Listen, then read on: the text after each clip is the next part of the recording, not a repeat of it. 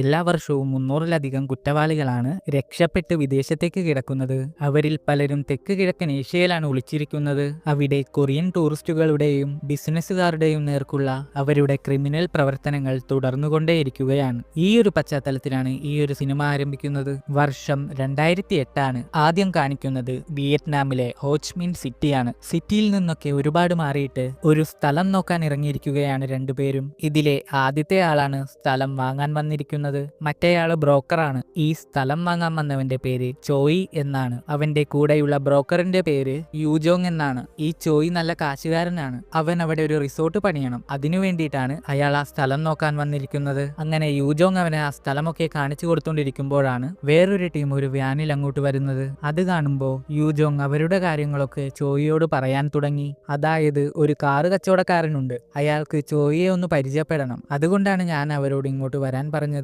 എന്നാണ് യൂജോങ് ചോയിയുടെ അടുത്ത് പറയുന്നത്. ചോയി ആണെങ്കിൽ അതിന് സമ്മതം പറയുകയും ചെയ്യുന്നു. അങ്ങനെ ആ വ്യാനിലുള്ള ആൾക്കാർ അവിടെ എത്തി. 3 പേർ ആ വണ്ടിയുടെ അകത്ത് നിന്ന് ഇറങ്ങിയിട്ട് ചോയിയുടെ അടുത്തേക്ക് പോവുകയാണ്. ഈ 3 ആൾക്കാരിൽ 2 പേര് യൂജോങ്ങിന്റെ പാർട്ട്നേഴ്സ് ആണ്. എന്നാൽ ചോയിയെ മീറ്റ് ചെയ്യാൻ വന്ന ആള് കാറിന്റെ അകത്താണ് ഇരിക്കുന്നത്. അതുകൊണ്ട് തന്നെ അവര് നേരെ ചോയിയെയും കൂട്ടി ആ കാറിന്റെ അകത്തേക്ക് കയറി. ഈ കാറിന്റെ അകത്തിരിക്കുന്ന ആളുടെ പേര് കാങ് എന്നാണ്. ഇവനാണ് ഈ കഥയിലെ വില്ലൻ. ഇവന്റെ മെയിൻ പരിപാടി കാശുള്ള ആൾക്കാരെ കിഡ്നാപ്പ് ചെയ്തുകൊണ്ട് പോയിട്ട് പൈസ അടിച്ചു മാറ്റുക. അതാണ് ഇവനിപ്പോ ചെയ്തുകൊണ്ടിരിക്കുന്നത്. എന്നാൽ ആദ്യം ചോയി കാറിന്റെ അകത്തേക്ക് കയറിയപ്പോൾ സാധാരണ രീതിയിലാണ് കാങ് സംസാരിക്കുന്നത്.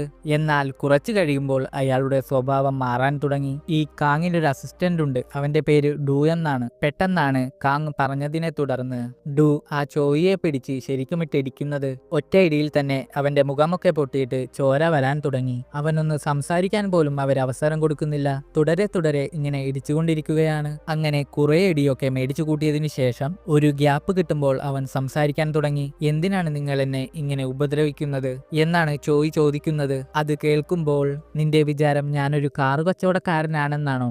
എന്നാൽ നിനക്ക് തെറ്റി. നിന്നെ കിഡ്നാപ്പ് ചെയ്യാനാണ് ഞാൻ വന്നത് എന്നാണ് കാങ് അതിന് മറുപടി പറയുന്നത്. ഇനി കാണിക്കുന്നത് കൊറിയയാണ്. ഒരുത്തനിപ്പോ ഒരു കത്തി കാട്ടിയിട്ട് അവിടെ സിറ്റിയിൽ ഒരു പ്രശ്നമുണ്ടാക്കിക്കൊണ്ടിരിക്കുകയാണ്. പോലീസുകാരൊക്കെ അവിടെ കൂടിയിട്ടുണ്ട്. എന്നാൽ അവർക്ക് ആർക്കും തന്നെ അവനെ പിടിക്കാൻ സാധിച്ചിട്ടില്ല. അവനിപ്പോ അവിടത്തെ ഒരു സൂപ്പർ മാർക്കറ്റിലോട്ട് കയറിയിട്ട് സാധനങ്ങളൊക്കെ വലിച്ചു വാരിയിടാൻ തുടങ്ങി. പോലീസുകാർ എന്ത് കാണിച്ചിട്ടും അവനെ പിടിക്കാൻ സാധിക്കുന്നില്ല. ഈ സമയത്താണ് നമ്മുടെ മച്ചാന്റെ എൻട്രി. ഡോൺലി. ഇവനും പോലീസാണ്. ഈ സിനിമയിലെ ഇവന്റെ പേര് മാസിയോ ഡു എന്നാണ്. നമുക്ക് ഡോൺലി എന്ന് തന്നെ വിളിക്കാം. അളിയൻ എവിടെയൊക്കെയോ പെണ്ണ് കാണാൻ പോയിട്ട് ഒന്നും ശരിയാവാത്തതിന്റെ നിരാശയിലാണ് അങ്ങോട്ട് വന്നിരിക്കുന്നത്. ഡോൺലി അവിടെ വന്ന് നോക്കുമ്പോൾ പ്രശ്നം വഷളാണ്. ആ പ്രാന്തനാണെങ്കിൽ ചങ്ങല പൊട്ടിച്ച രീതിയിലാണ് അവിടെ നിൽക്കുന്നത്. അവനെ മര്യാദക്ക് പറഞ്ഞ് കീഴടക്കാൻ പറ്റത്തില്ല എന്ന കാര്യം ഡോൺലിക്ക് മനസ്സിലായി. അതുകൊണ്ട് തന്നെ ഡോൺലി എന്ത് ചെയ്യുമെന്ന കാര്യം ചോദിച്ചു കഴിഞ്ഞാൽ നൈസായിട്ട് ആ സൂപ്പർ മാർക്കറ്റിന്റെ പുറകിലൂടെ അകത്ത് കയറും. പതുക്കെ ചെന്നവനെ പിടിക്കണം എന്നാണ് ഡോൺലി വിചാരിച്ചത്. എന്നാൽ ആള് നല്ല സൈസല്ലേ. അവിടത്തെ സാധനങ്ങളുടെ ഇടയിലൂടെ വരുമ്പോൾ അവന്റെ ശരീരം തട്ടി അവിടത്തെ ഒരു അലമാര താഴെ വീണു. അതോടുകൂടെ ആ പ്രാന്തനാണെങ്കിൽ അലേർട്ട് ആവുകയും ചെയ്തു. ഇനി അവൻ അറിയാതെ അവനെ പിടിക്കാൻ പറ്റത്തില്ല എന്ന കാര്യം ഡോൺലിക്ക് മനസ്സിലായി. അതുകൊണ്ട് തന്നെ സമാധാനപരമായിട്ട് ഡോൺലി അവന്റെ അടുത്ത് സംസാരിക്കാൻ തുടങ്ങി. എടാ ചെറുക്ക, ആ കത്തി താഴെയിട്, നമുക്ക് കാര്യങ്ങളൊക്കെ സംസാരിച്ചു തീർക്കാം എന്നൊക്കെയാണ് ഡോൺലി പറയുന്നത്. എന്നാൽ അതൊന്നും കേട്ടിട്ട് ആ പ്രാന്തൻ പിന്മാറുന്നില്ല. അവനിപ്പോൾ ഡോൺലിക്ക് നേരെയാണ് കത്തി ചൂണ്ടിയിരിക്കുന്നത്. ഇതും കൂടി കാണുമ്പോൾ ഡോൺലിക്ക് അങ്ങ് കലി കയറാൻ തുടങ്ങി. ഡോൺലി വേഗം ചെന്നിട്ട് അവനെ പൊക്കിയെടുത്തിട്ട് ഒറ്റ ഏറ് കൊടുക്കുകയാണ് താഴേക്ക്. അങ്ങനെ അവനെ താഴെയിട്ട് 2 ഇടി കൊടുത്തതിന് ശേഷം ഡോൺലി അവനെ പൊക്കിയെടുത്തു. ഈ സമയത്താണ് അവൻ ഡോൺലിയുടെ കയ്യിൽ പിടിച്ച് കടിക്കുന്നത്. അത് ഡോൺലിക്ക് ഇഷ്ടപ്പെട്ടില്ല. പിന്നെ മച്ചാന്റെ വക ഒരൊറ്റ ഇടിയാണ്. ഇടി എന്ന് പറഞ്ഞു കഴിഞ്ഞാൽ നല്ല കിൻഡൽ ഇടി. ആ ഒറ്റ ഇടിയിൽ തന്നെ ആ പ്രാന്തനാണെങ്കിൽ ബോധം കെട്ട് വീഴുകയും ചെയ്യുന്നു. അങ്ങനെ പോലീസുകാർ ചേർന്ന് അവനെ സക്സസ് ആയി പിടിച്ചെങ്കിലും എന്നാൽ പിറ്റേ ദിവസം ന്യൂസ് വന്നിരിക്കുന്നത് വളരെ മോശമായ രീതിയിലാണ്. അതായത് പോലീസുകാർ ആൾക്കാരെ മർദ്ദിച്ചാണ് അറസ്റ്റ് ചെയ്യുന്നത് എന്നിങ്ങനെയൊക്കെ പറഞ്ഞിട്ട് ഡോൺലിയുടെ ഫോട്ടോ ഉൾപ്പെടെയാണ് പത്രത്തിൽ ന്യൂസ് വന്നിരിക്കുന്നത്. പോലീസ് സ്റ്റേഷനിൽ ഡോൺലിയും ടീമും അതൊക്കെ നോക്കിക്കൊണ്ടിരിക്കുകയാണ്. ബാക്കിയുള്ള പോലീസുകാർ പറയുന്നത് ഈ പത്രക്കാരെന്ത് പരിപാടിയാണ് കാണിച്ചത്, ആ പ്രാന്തനെ പിടിച്ചപ്പോൾ എല്ലാവരും അവിടെ നിന്ന് കൈയടിച്ചായിരുന്നു, എന്നിട്ട് ഒരുമാതിരി മറ്റേടത്തെ വാർത്തയാണ് അവന്മാർ കൊടുത്തിരിക്കുന്നത് എന്നൊക്കെയാണ് മറ്റേ പോലീസുകാർ പറയുന്നത്. എന്നാൽ ഡോൺലിക്ക് അത് കണ്ടിട്ട് വലിയ പ്രശ്നമൊന്നും തോന്നുന്നില്ല. കാരണം ഡോൺലിയുടെ ഫോട്ടോയിൽ കണ്ണു മറച്ചാണ് ഇരിക്കുന്നത്. അതുകൊണ്ട് തന്നെ എന്റെ കണ്ണവര് മറച്ചല്ലോ, അതുകൊണ്ട് എന്നെ ആർക്കും കണ്ടാൽ മനസ്സിലാവത്തില്ല എന്നാണ് ഡോൺലി പറയുന്നത്.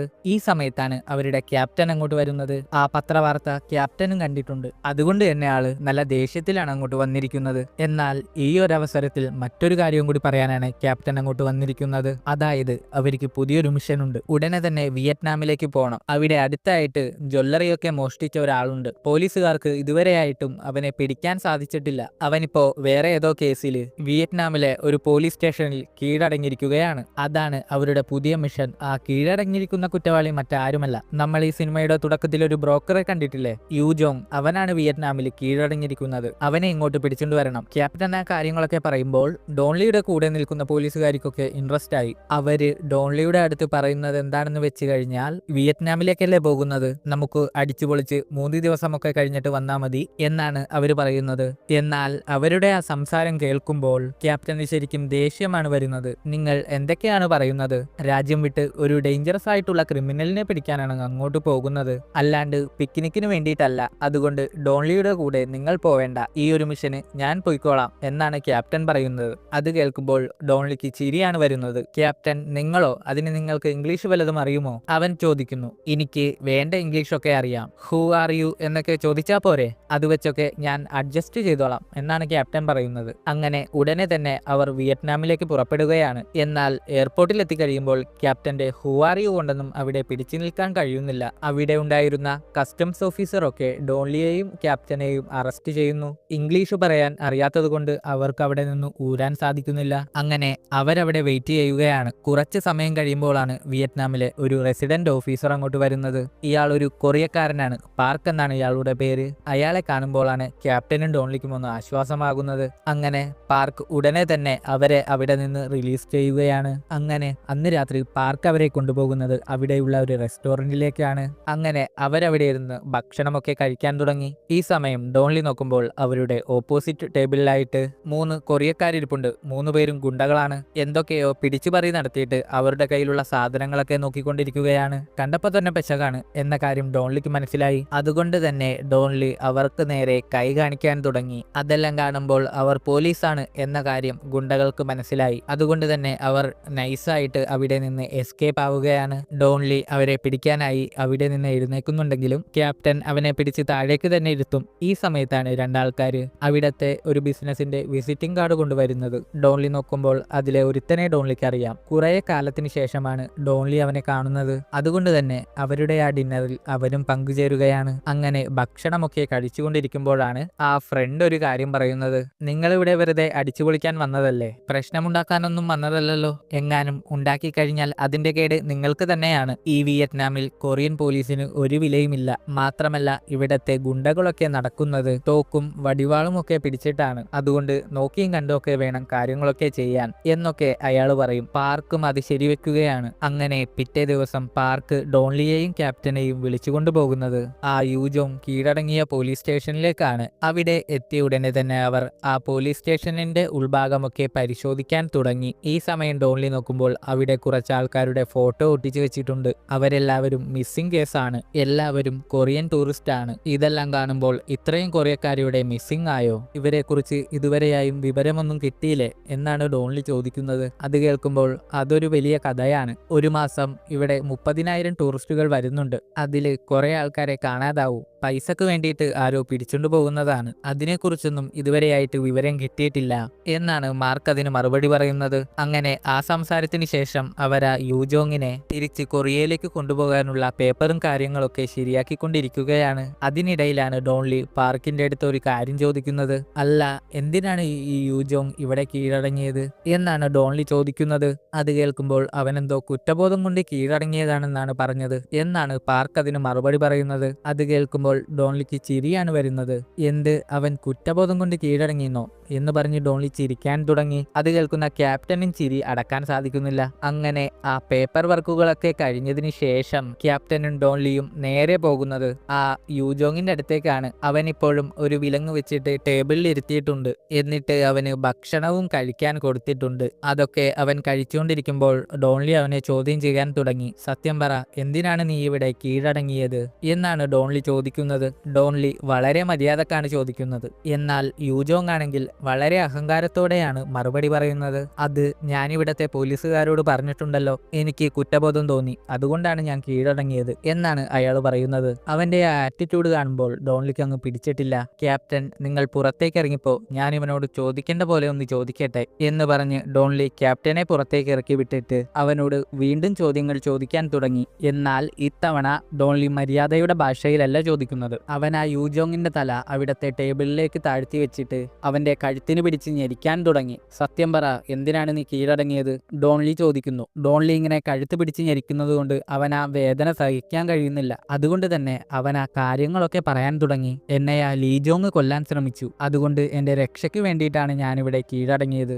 എന്നാണ് അവൻ പറയുന്നത്. അത് കേൾക്കുമ്പോൾ ലീജോങ്ങോ? അത് നിന്റെ ക്രൈം പാർട്ട്ണർ അല്ലേ? നിങ്ങൾ ഒരുമിച്ചല്ലേ ആ ജ്വല്ലറി കുത്തി തുറന്നത്? അവൻ ഇവിടെയുണ്ടോ? എങ്കിൽ അവനെയും ഞങ്ങൾക്ക് വേണമല്ലോ. അവനെ കൂടാതെ വേറൊരുത്തനും കൂടി നിന്റെ ടീമിലില്ലേ? ഇവരൊക്കെ ഇപ്പോൾ എവിടെയാണുള്ളത്? ഡോൺലി വീണ്ടും ചോദിക്കുന്നു. എന്നാൽ അതിനവൻ പറയുന്ന മറുപടി ഡോൺലിക്ക് അത്ര തൃപ്തികരമല്ല. അതുകൊണ്ട് തന്നെ ഡോൺലി അവനെ പിടിച്ച് വീണ്ടും ഉപദ്രവിക്കാൻ തുടങ്ങി. ഇത്തവണ ഡോൺലി അവന്റെ കൈ വെച്ചിട്ട് അവിടുത്തെ ടേബിളിൽ ഒരൊറ്റ അടി കൊടുക്കുകയാണ്. ആ ശബ്ദം പോലും അവന് സഹിക്കാൻ കഴിയുന്നില്ല. പിന്നെ എങ്ങനെയാണ് ഡോൺലിയുടെ ഇടി അവൻ സഹിക്കാൻ പോകുന്നത്? അങ്ങനെ അവൻ കാര്യങ്ങൾ പറയാൻ തുടങ്ങി. മറ്റവൻ എവിടെയാണെന്ന് എനിക്ക് അറിയത്തില്ല, പക്ഷേ ആ ലീജോങ് എവിടെയാണെന്ന് ഞാൻ പറഞ്ഞു തരാം എന്ന് പറഞ്ഞിട്ട് അവൻ ആ ലീജോങ് താമസിക്കുന്ന സ്ഥലം അവർക്ക് പറഞ്ഞു കൊടുത്തു. അവൻ ആ സ്ഥലം കിട്ടിക്കഴിയുമ്പോൾ ഡോൺലി ക്യാപ്റ്റനെയും കൂട്ടി ആ ലീജോങ്ങിനെ പിടിക്കാൻ പോവുകയാണ്. അങ്ങനെ അവർ പെട്ടെന്ന് തന്നെ ആ ലീജോങ്ങിന്റെ വീട്ടിലെത്തി. എന്നാൽ അതിന്റെ അകത്തേക്ക് കയറി കഴിയുമ്പോൾ അവിടുത്തെ കാഴ്ച അവരെ ശരിക്കും ഞെട്ടിച്ചു കളഞ്ഞു. ആ ലീജോങ് അവിടെ മരിച്ചു കിടക്കുകയാണ്. അതൊരു കൊലപാതകമായിരുന്നു, പക്ഷേ അവിടെ ആരും ഉണ്ടായിരുന്നില്ല. അങ്ങനെ കുറച്ചു സമയം അവിടെയൊക്കെ പരിശോധിച്ചതിന് ശേഷം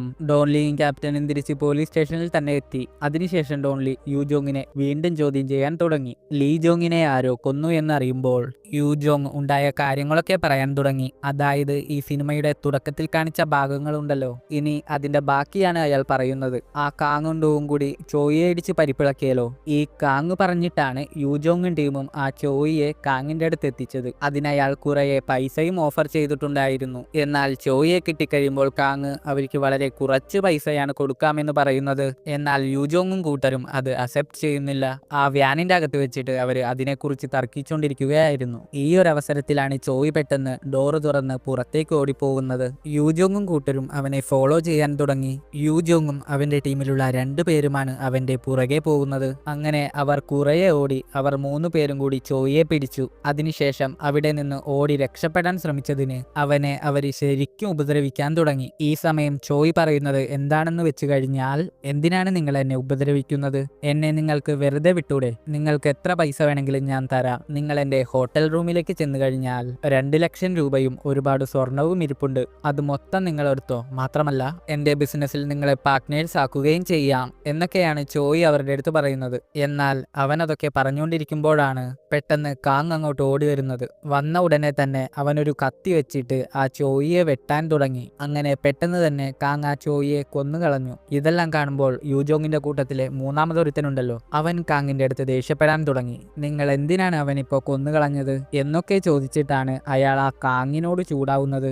എന്നാൽ ഈ സമയത്താണ് ആ ഡൂ അവന്റെ പുറകിലൂടെ വന്ന് അവനെ ഒരു കത്തി വെച്ച് കുത്തുന്നത്. അതിനുശേഷം ആ ഡൂ അവന്റെ കഴുത്തറത്ത് കൊന്നുകളയുകയാണ്. അതെല്ലാം കണ്ട് യൂജോങ്ങും ലീജോങ്ങും ആകെ ഞെട്ടി നിൽക്കുകയാണ്.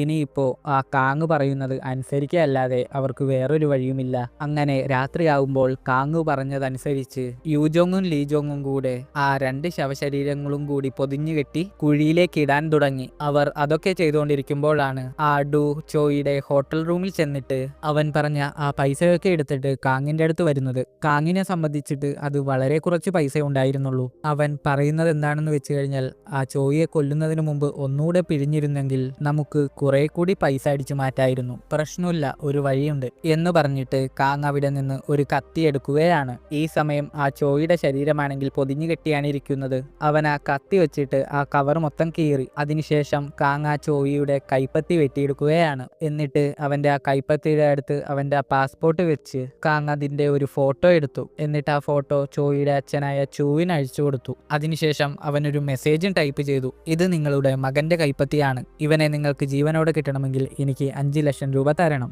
എന്നാണ് കാങ് മെസ്സേജ് അയച്ചത്. ഇത്തരം കാര്യങ്ങളാണ് വിഷ്വലായിട്ട് കാണിക്കുന്നത്.